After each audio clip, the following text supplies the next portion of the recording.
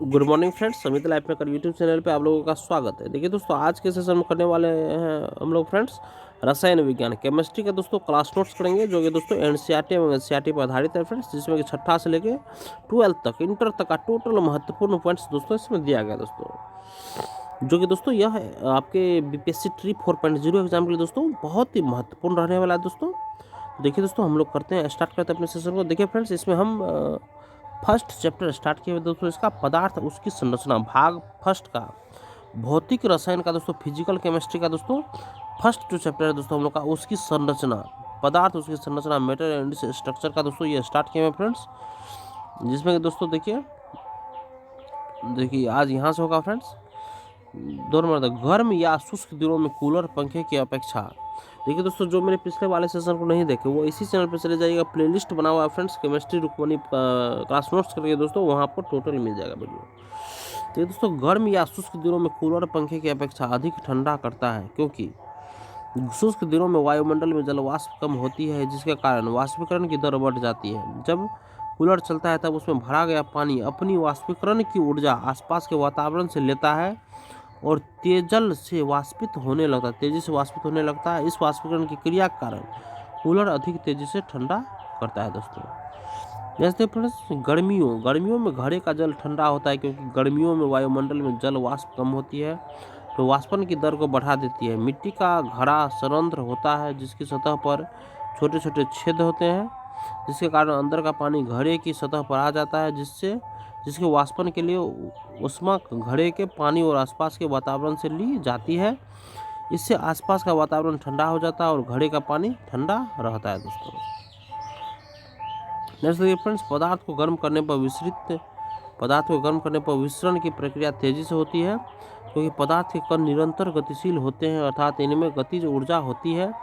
तापमान बढ़ाने पर कणों की गतिज ऊर्जा बढ़ जाती है, जिस कारण विसरण की प्रक्रिया भी तेजी से हो जाती है दोस्तों। नेक्स्ट है दोस्तों, गर्म खाने की गंध कई मीटर दूर से ही हमारे पास पहुंच जाती है, लेकिन ठंडे खाने की महक लेने के लिए हमें उसके पास जाना पड़ता है, क्योंकि खाने की गंध या महक हम तक विसरण के माध्यम से पहुंचती है, क्योंकि कणों का विसरण उच्च ताप पर अधिक व निम्न ताप पर कम होता है दोस्तों। इसलिए गर्म खाने की गंध कई मीटर दूर से ही हमारे पास पहुंच जाती है, लेकिन ठंडे खाने की महक के लिए हमें उसके पास जाना पड़ता है दोस्तों। नेक्स्ट देखिए फ्रेंड्स, बर्फ ठोस होते हुए भी जल में तैरता है, लेकिन क्योंकि जब जल बर्फ में बदलता है तो जल के कणों की आकृति बदल जाते हैं, कारण बर्फ का आयतन जल से अधिक हो जाता है दोस्तों। इसलिए बर्फ का टुकड़ा अपने अधिक आयतन के कारण अपने द्रव्यमान से अधिक पानी हटा देता है, जिससे वह पानी पर तैरता रहता है। नेक्स्ट देखिए दोस्तों, स्पंज ठोस है, फिर भी उसकी संपीड़न संभव है, क्योंकि स्पंज में बहुत छोटे छोटे छिद्र होते हैं, जिनमें वायु का समावेश होता है। जब इस पर बाह्य दाब लगाते हैं तो वह वायु बाहर निकल जाती है, इससे रिक्त स्थान के कारण इसमें संपीड़न संभव हो जाता है दोस्तों। और नेक्स्ट 8 नंबर में है दोस्तों, बर्फीले जल से भरे गिलास की बाहरी सतह पर जल की बूंदें नजर आती हैं, क्योंकि वायु में उपस्थित जलवाष्प की ऊर्जा ठंडे पानी के संपर्क में आकर कम हो जाती है और यह द्रव अवस्था में बदल जाता है, जो हमें जल की बूंदों के रूप में नजर आता है दोस्तों। नेक्स्ट देखिए फ्रेंड्स, वाटर से संबंधित प्रमुख तत्व, important facts related to water. जल का अणुसूत्र दोस्तों देखिए H2O होता है। यह द्रव तथा ठोस अवस्थाओं में भिन्न भिन्न प्रकार के व्यवस्थित रहता है दोस्तों। यह द्रव तथा ठोस अवस्थाओं में भिन्न भिन्न प्रकार से व्यवस्थित रहता है दोस्तों। और H2O की आकृति भी के समान या कोणीय होती है दोस्तों। H2O की आकृति भी के समान या कोणीय होती है दोस्तों। इसके लिए कौन दोस्तों देखिए, ये वो हो गया दोस्तों सिंगल बॉन्ड में H है दोस्तों, का मान 104.5 डिग्री होता है, तथा वो H बंध लंबाई 0.96 एंगस्ट्रॉम होती है दोस्तों। नेक्स्ट ये फ्रेंड्स, इसमें ऑक्सीजन का अधिक विद्युत ऋणावेश होता है। जल में ऐसे अनेक ध्रुवीय अणु पास रहते हैं, जो जल के एक अणु का धनावेशित हाइड्रोजन जल के दूसरे अणु के ऋणावेशित ऑक्सीजन की ओर आकर्षित होकर एक नए प्रकार का दुर्बल बंध बनाता है, जिसे हाइड्रोजन बंध कहा जाता है दोस्तों। नेक्स्ट ये फ्रेंड्स, हाइड्रोजन बंध के कारण जल में आणविक नन होता है। जल में H2O, HOH प्रकार से अणु झुंड या अणु गुच्छे उपस्थित होते हैं जो आपस में बनते बिगड़ते रहते हैं। इन्हें जल अनुपुंज वाटर एग्रीगेट्स कहा जाता है दोस्तों। इन जल अनुपुंजों के कारण जल के हिमांक के निकट जल का घनत्व बर्फ के घनत्व से अधिक होता है और ठोस अवस्था बर्फ के अणु में प्रत्येक ऑक्सीजन परमाणु 4 हाइड्रोजन परमाणु से जुड़ा रहता है। इन 4 आबंधों का विन्यास लगभग चतुष्फलकीय होता है। इसमें 2 आबंध हाइड्रोजन बंध के तथा शेष 2 सामान्य सह संयोजी बंध के होते हैं दोस्तों। और इस चतुष्फलकीय संरचना के कारण बर्फ की संरचना एक खुले पिंजरे के समान होती है जिनमें अनेक रिक्त स्थान होते हैं। बर्फ की इसी संरचना के कारण इसका घनत्व कम होता है। यह तथ्य पारिस्थितिकी दृष्टि से अत्यंत महत्वपूर्ण है दोस्तों। शीतलन में झीलों में पानी की सतह पर जब बर्फ की सतहें बनती हैं तो वे पानी के अंदर पेंदे की ओर नहीं डूबती है। वास्तव में बर्फ की सतहें झील के अंदर जल के लिए ताप रोधक का कार्य करती है जो कि जलीय जीवन को सुरक्षित रखती है दोस्तों। और बर्फ का घनत्व 0.9340 ग्राम पर सेंटीमीटर क्यूब होता है दोस्तों। और 4 डिग्री सेल्सियस पर जल का घनत्व सर्वाधिक होता है दोस्तों। देखिए फ्रेंड्स, ये जल का कितना है दोस्तों। देखिए ये जैसे झील हो गया, झील में देखिए फ्रेंड्स 6 डिग्री और यहाँ पे आइस हो गया फ्रेंड्स। और 0 degree, 1 degree, 4 degree, 3 degree, 4 degree तक दोस्तों। देखिए ये नीचे झील है दोस्तों। नीचे में दोस्तों ये ऊपर में देखिए फ्रेंड्स, ऊपर में ये पानी जम गया फ्रेंड्स। ऊपर में सतह पे पानी जम गया। फिर जैसे जैसे नीचे जाएंगे दोस्तों तो इसका टेम्परेचर बढ़ता जाएगा फ्रेंड्स। 0 डिग्री होगा, फिर 1 डिग्री सेल्सियस, 2, 3, 4, फिर नीचे। इसीलिए दोस्तों मछली जीवित रहता है फ्रेंड्स। और नेक्स्ट देखिए फ्रेंड्स, किसी बर्तन में पानी भरा है और उस पर बर्फ तैर रही है। जब बर्फ पूरी तरह पिघल जाएगी तो पात्र में पानी का तल अपरिवर्तित रहता है, अर्थात पानी का तल पहले के समान ही रहता है दोस्तों। नेक्स्ट देखिए फ्रेंड्स, रंजक डाइज वे रंगीन कार्बनिक पदार्थ जो विलयन में प्रयुक्त होते हैं तथा विभिन्न रेशों, दीवारों तथा खाद्य पदार्थों आदि को रंग प्रदान करते हैं और सूर्य के प्रकाश, साबुन, अम्ल तथा क्षार आदि के प्रति स्थायी होते हैं, रंजक पदार्थ कहलाते हैं। नील व एलिजरीन सबसे प्राचीन ज्ञात रंजक है। ये दोनों पौधों से प्राप्त होते हैं। चाय की पत्तियाँ, पुदीना की पत्तियाँ, मेहंदी की पत्तियाँ आदि प्राकृतिक रंजक है। सन 1856 में विलियम पार्किन ने कृत्रिम रंजक का निर्माण किया था। उसने अशुद्ध एनिलीन से बैंगनी रंजक बनाया जो साबुन व धूप के प्रति स्थायी था दोस्तों। जैसे कि फ्रेंड्स, सभी रंजक कोल तार के आसवन से प्राप्त एरोमेटिक यौगिकों से संश्लेषित किए जाते हैं। इस प्रकार कोल तार आधुनिक रंजक का आधार है दोस्तों। रंगीन पदार्थों को 2 भागों में विभाजित किया गया है। एक वर्णक हो गया दोस्तों और एक हो गया दोस्तों रंजक। देखिए रंगीन पदार्थों को 2 भागों में विभाजित किया है दोस्तों, एक वर्णक, दूसरा रंजक डाइज। Pigments and dies. वर्णक देखिए फ्रेंड्स, सबसे पहले पहला वर्णक देखिए, ये अकार्बनिक पदार्थ होते हैं तथा जल में अविलय होते हैं। इनका उपयोग लकड़ी, धातु आदि का रंगने में किया जाता है। इन्हें सफ़ेदा के साथ भी मिलाया जाता है दोस्तों। और सेकंड देखिए फ्रेंड्स, रंजक डाइज। ये कार्बनिक एरोमेटिक यौगिक होते हैं तथा विलयन के रूप में खाद्य पदार्थों, रेशों तथा दीवारों आदि को रंगने के लिए प्रयोग किया जाता है दोस्तों। और एक अच्छी रंजक डाई में निम्नलिखित गुण होने चाहिए दोस्तों। इसका एक अनुकूल रंग होना चाहिए, 1 नंबर। सेकंड में यह पदार्थ के ऊपर चढ़ जाना चाहिए। और थर्ड में यह फास्ट तथा धुलाई करने पर खराब नहीं होना चाहिए। और 4 में इसके ऊपर पानी, अम्ल अथवा क्षार का प्रभाव नहीं पड़ना चाहिए। और आगे देखिए फ्रेंड्स, किसी रंजक डाइज का रंग तरंगदैर्घ्य की प्रकृति पर निर्भर करता है। नारंगी फर्स्ट, नेपथॉल पीला, मेथिल ऑरेंज आदि अम्लीय रंजक है। और मेलाकाइट हरा, एनिलीन पीला आदि क्षारीय रंजक है। मटियम देखो फ्रेंड्स, मेलाकाइट जो है ये फ्रेंड्स, ये हरा एनिलीन पीला आदि क्षारीय रंजक है दोस्तों। मटियस पीला कांगो लाल डायरेक्ट रंजक है। एंथ्राक्विनोन प्रकीर्णन रंजक है। नीला एंथ्राक्विनोन आदि वेट रंजक है। पैरा लाल एनिलीन ब्लैक अंतर्निहित रंजक है। एलिजरीन बंधक रंजक है। यह गर्म कपड़ों में रंगने में प्रयुक्त होता है दोस्तों।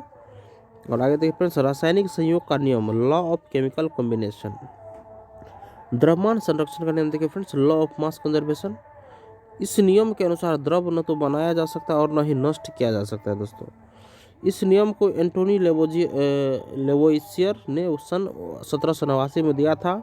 उन्होंने दहन अभिक्रियाओं का प्रयोग ध्यानपूर्वक किया और फिर ऊपर दिए गए निष्कर्ष पर पहुंचे कि किसी भौतिक एवं रासायनिक परिवर्तन में कुल द्रव्यमान में कोई परिवर्तन नहीं होता। और नेक्स्ट दोस्तों 2 नंबर में देखिए अस्थिर अनुपात का नियम, लॉ ऑफ डिफिनिट प्रोपोर्शंस। यह नियम फ्रांसीसी रसायनज्ञ जोसेफ प्राउस्ट ने दिया था। इसके अनुसार किसी यौगिक में तत्वों के द्रव्यमानों का अनुपात सदैव समान होता है। और प्राउस्ट ने क्यूप्रिक कार्बोनेट के 2 नमूनों के साथ प्रयोग किया, जिनमें से एक प्राकृतिक और दूसरा संश्लेषित था। उन्होंने पाया कि इन दोनों नमूनों में तत्वों का संगठन समान था, जैसे नीचे दिया गया है। और देखिए दोस्तों नीचे जो इसका है नमूना फ्रेंड्स, प्राकृतिक हो गया दोस्तों। तांबे का प्रतिशत 51.35% और कार्बन का प्रतिशत 9.74%, ऑक्सीजन का प्रतिशत 38.91%। और संश्लेषित में देखिए फ्रेंड्स 51.35, 9.74 और 38 सेम है दोस्तों। इस नियम को कई प्रयोगों द्वारा सत्यापित किया जा चुका है। इसे कभी कभी निश्चित संगठन का नियम भी कहा जाता है दोस्तों।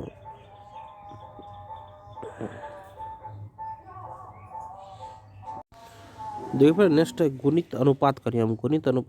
लॉ ऑफ मल्टीपल प्रोपोर्शन, देखिए फ्रेंड्स गुणित अनुपात का नियम लॉ ऑफ मल्टीपल प्रोपोर्शन। यह नियम डाल्टन द्वारा सन 1803 ईस्वी में दिया गया है। इस नियम के अनुसार यदि 2 तत्व संयोजित होकर एक से अधिक यौगिक बनाते हैं तो एक तत्व के साथ दूसरे तत्व के संयुक्त होने वाले द्रव्यमान छोटे पूर्णांकों के अनुपात में होते हैं दोस्तों। नेक्स्ट दोस्तों गे लुसेक का गैसीय आयतन का नियम दोस्तों। यह नियम गे लुसेक द्वारा सन 1860 में दिया गया, उन्होंने पाया कि जब रासायनिक अभिक्रियाओं में गैसें संयुक्त होती है या बनती है तो उनके आयतन सरल अनुपात में होते हैं, बशर्ते सभी गैसें समान ताप और दाब पर हो दोस्तों। नेक्स्ट देखिए अवोगैद्रो का नियम देखिए फ्रेंड्स, सन 1811 में अवोगैद्रो ने प्रस्तावित किया कि समान ताप और दाब पर सभी गैसों के समान आयतनों में अणुओं की संख्या समान होनी चाहिए। और अवोगैद्रो ने परमाणुओं और अणुओं के बीच अंतर की व्याख्या की, जो आज आसानी से समझ में आती है दोस्तों। अवोगैद्रो का प्रस्ताव फ्रांसीसी में जर्नल डी साइक्यू में प्रकाशित हुआ। परमाणु द्रव्यमान एटॉमिक मास 19वीं शताब्दी में वैज्ञानिक एक परमाणु का द्रव्यमान दूसरे के सापेक्ष प्रायोगिक रूप से निर्धारित कर सकते थे। और हाइड्रोजन परमाणु को सबसे हल्का होने के कारण स्वैच्छिक रूप से एक द्रव्यमान बिना किसी मात्रक के दिया गया और बाकी सभी तत्वों के परमाणुओं के द्रव्यमान उसके सापेक्ष दिए गए। परंतु परमाणु द्रव्यमानों की वर्तमान पद्धति कार्बन मानक पर आधारित है। इसे सन 1961 में स्वीकृत किया गया। यहाँ कार्बन 12 का एक समस्थानिक है, जिन्हें 12C से निरूपित किया जाता है। जैसे परमाणु द्रव्यमान मात्रक एटॉमिक मास यूनिट AMU मान दिया गया। और एक परमाणु द्रव्यमान मात्रक को एक कार्बन 12 परमाणु के द्रव्यमान के 1/12वें भाग के रूप में परिभाषित किया जाता है। और एक AMU बराबर एक परमाणु द्रव्यमान इकाई बराबर दोस्तों 1/12 इंटू एक कार्बन परमाणु के द्रव्यमान का 12वां भाग। और एक AMU बराबर दोस्तों 1.66056 इंटू 10⁻⁻24 ग्राम होता है। जैसे कि फ्रेंड्स हाइड्रोजन के एक परमाणु का द्रव्यमान दोस्तों 1.6736 इंटू 10⁻⁻24 ग्राम। आजकल AMU के स्थान पर U का प्रयोग किया जाता है, जिसे एकीकृत द्रव्यमान यूनिफाइड मास कहा जाता है। औसत परमाणु द्रव्यमान देखिए दोस्तों, एवरेज एटॉमिक मास। तत्वों की आवर्त सारणी में विभिन्न तत्वों के लिए दिए गए परमाणु द्रव्यमान उन तत्वों के औसत परमाणु द्रव्यमान होते हैं दोस्तों। जैसे देखिए दोस्तों आणविक द्रव्यमान मोलिकुलर मास। किसी अणु का आणविक द्रव्यमान उसके उपस्थित विभिन्न तत्वों के परमाणु द्रव्यमान का योग होता है। उसे प्रत्येक तत्व के परमाणु द्रव्यमान और उपस्थित परमाणुओं की संख्या के गुणनफलों के योग द्वारा प्राप्त किया जा सकता है दोस्तों। और नेक्स्ट देखिए फ्रेंड्स सूत्र द्रव्यमान फॉर्मूला मास। कुछ पदार्थ जैसे सोडियम क्लोराइड में उनकी घटक इकाइयों के रूप में अणु अलग से उपस्थित नहीं होते हैं। ऐसे यौगिकों में धनात्मक सोडियम आयन और ऋणात्मक क्लोराइड आयन कण त्रिविमीय संरचना के अनुसार व्यवस्थित रहते हैं और जिनके सूत्र में उपस्थित तत्वों के द्रव्यमानों का योगफल सूत्र द्रव्यमान होता है। नेक्स्ट दोस्तों मोल संकल्पता और मोलर द्रव्यमान, mole concept and molar mass. Mole जिसका संकेत मोल मोल है, इसका यह पदार्थ की मात्रा का सह मात्रक है। एक मोल में ठीक 6.022140676 इंटू 10⁻28 मूलभूत कण होते हैं दोस्तों।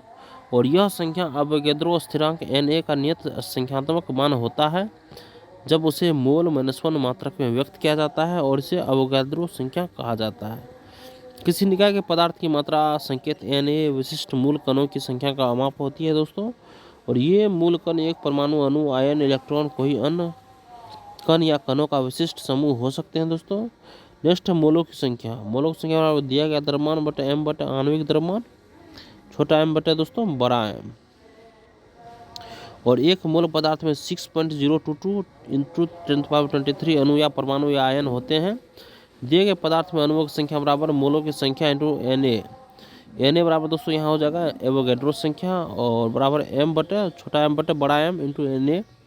और दिए गए पदार्थ में परमाणुओं की संख्या बराबर मोलों की संख्या इंटू Na इंटू 1 अणुओं में परमाणुओं की संख्या। एक मोल के कणों की संख्या इतनी महत्वपूर्ण है कि इसे एक अलग नाम और संकेत दिया गया, जिसे अमीदियो एवोगाद्रो के सम्मान में अवोगैड्रो स्थिरांक अथवा अवोगैड्रो संख्या कहते हैं और Na में व्यक्त करते हैं। एक एवोगैड्रो संख्या बराबर दोस्तों 6.022 इंटू 10⁻23 अणु या परमाणु या आयन किसी पदार्थ के एक मोल के ग्राम में व्यक्त द्रव्यमान को उसका मोलर द्रव्यमान कहते हैं दोस्तों। नेक्स्ट देखिए फ्रेंड्स, मोलानुपाती सूत्र इम्पेरिकल फार्मूला और आणविक मूत्र सूत्र दोस्तों मोलिकुलर फार्मूला। मोलानुपाती सूत्र किसी यौगिक में उपस्थित विभिन्न परमाणुओं के सरलतम पूर्ण संख्या अनुपात को व्यक्त करता है, जबकि आणविक सूत्र किसी यौगिक के अणु में उपस्थित विभिन्न प्रकार के परमाणुओं की सही संख्या को दर्शाता है। अनुसूत्र बराबर दोस्तों मोलानुपाती सूत्र इंटू n। और मोल अंश मोल फ्रैक्शन देखिए दोस्तों, यह किसी विशेष घटक के मोलों की संख्या और विलयन के मोलों की कुल संख्या के अनुपात होता है।